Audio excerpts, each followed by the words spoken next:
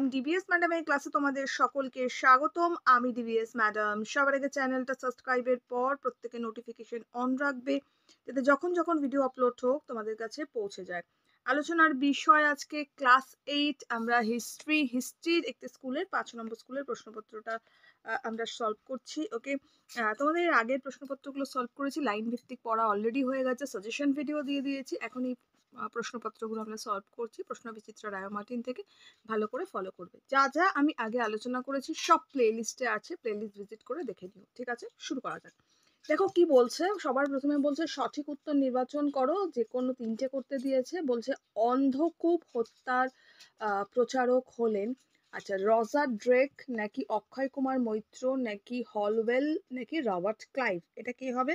না, হলওয়েল হবে। সো আমরা এটা হলওয়েল করব। ঠিক আছে, নেক্সট। পরের প্রশ্ন বলেছে সত্যবিলোপ নীতি প্রবর্তন করেছিলেন Lord Cornwallis, Lord Dalhousie, Robert Clive নাকি লর্ড ভেরেলিস্ট? তো এটা কে করেছিল? না, লর্ড ডালহৌসি করেছিল। সো আমরা লর্ড ডালহৌসি করব। নেক্সট, পরের প্রশ্ন আমাদেরকে বলেছে যে এশিয়াটিক সোসাইটি প্রতিষ্ঠা করেন, আচ্ছা, ওয়ারেন হেস্টিং নাকি উইলিয়াম কেরি, উইলিয়াম জোন্স নাকি জোনাথন ডানকান? তো এটা আমরা করব হচ্ছে উইলিয়াম জোন্স করেছিল। সো উইলিয়াম জোন্সে আমরা দাগ দেবো। পরের প্রশ্ন আমাদের বলেছে চিরস্থায়ী বন্দোবস্ত চালু হয়েছিল 1784 খ্রিস্টাব্দে, 1793, 1770, 1772? এটা হবে 1793।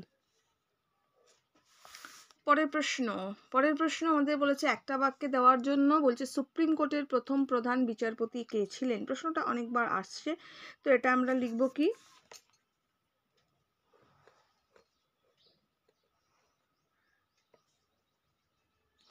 এখানটা লিখি স্যার এলিজা ইমফে। ঠিক আছে, স্যার এলিজা এমপে। ওকে, নেক্সট, পরের প্রশ্ন আমাদের বলেছে কত খ্রিস্টাব্দে বক্সারের যুদ্ধ হয়েছিল? 1764। আনসার লিখব 1764 খ্রিস্টাব্দে। ঠিক আছে, নেক্সট। আর আগেরটা আনসার স্যার এলিজা ইমপে। নেক্সট, পরের প্রশ্ন বলেছে যে বাংলার নদীপথগুলো কে জরিপ করেন? আচ্ছা,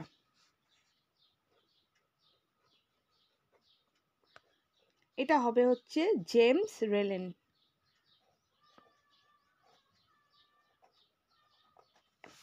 পরের প্রশ্ন বলছে বাংলায় কে দ্বৈত শাসন প্রবর্তন করেছিলেন? Lord Clive. হলো। ওকে, পরেরটা বলেছে ফারুকশিয়রের ফরমান বলতে কি বোঝো?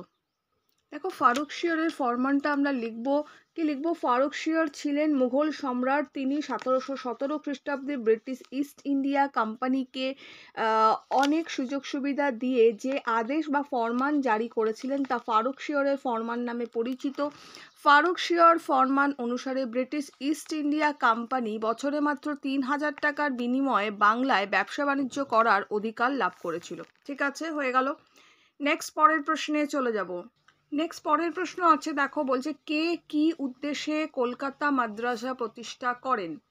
দেখো আমাদের পাঠ্য বইটা বার করবে, পেজ নম্বর 44। ওকে, এগুলো আমি পড়িয়ে দিয়েছি অলরেডি তোমাদের। দেখো এখানটা ভালো করে ফলো করবে। এখানটা দেখো কি রয়েছে, 1791 খ্রিস্টাব্দে, আচ্ছা, বেনারসে জোনাথন ডানকান প্রতিষ্ঠা করেছিলেন সংস্কৃত কলেজ। তার মূল উদ্দেশ্য কি ছিল? ভালো করে শোনো। তার মূল উদ্দেশ্য ছিল ওই কলেজে শিক্ষিত ব্যক্তিরা উপনিবেশিক শাসন ও বিচার ব্যবস্থাকে সুগঠিত করার কাজে সহায়তা করবেন। ঠিক আছে, উদ্দেশ্যটা মনে রইল।